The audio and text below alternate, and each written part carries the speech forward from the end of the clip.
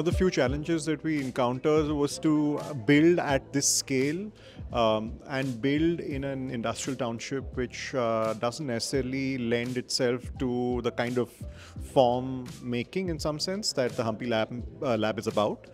So I think the challenge was really to figure out the actual process of building the project. I mean, we can draw it up, but how do you actually build it, right?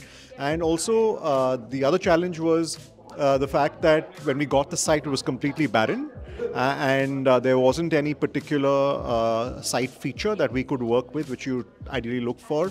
So the idea of context then becomes a lot more broad. So we had to look for context in a slightly macro, with a macro lens, and Hampi obviously is fantastic. So we were really trying to look at how we could abstract the idea of Hampi, its landscape, and then bring that to the site. So that was a challenge. I think some of the things that we were trying to do was really try and erase this idea of landscape and architecture. If you look at images of Hampi, if you visit Hampi, you'll see that the buildings almost sit like they've become a part of the landscape, and in certain parts the landscape looks like it's architecture, right? So I think what we were also trying to do with the building was trying to see if we could meld the gap between what we perceive as architecture and landscape. So you'll find the landscape that sits around the labs actually also climbs up onto the roof, so you can move between the ground and this alternate ground that sits on top. So when I was talking earlier about the idea of land art, it was also coming from the perspective that the building itself can take art, not just inside it, but also on it.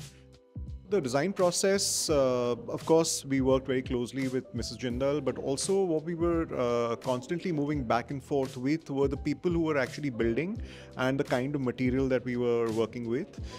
So the construction team is obviously is a team that works with the factory at large. So how do you work with people whose kind of skills are really at producing scale, but in a way that is repetitive and not necessarily, how should I say, organic as the building is. So the challenges really also came from that relationship.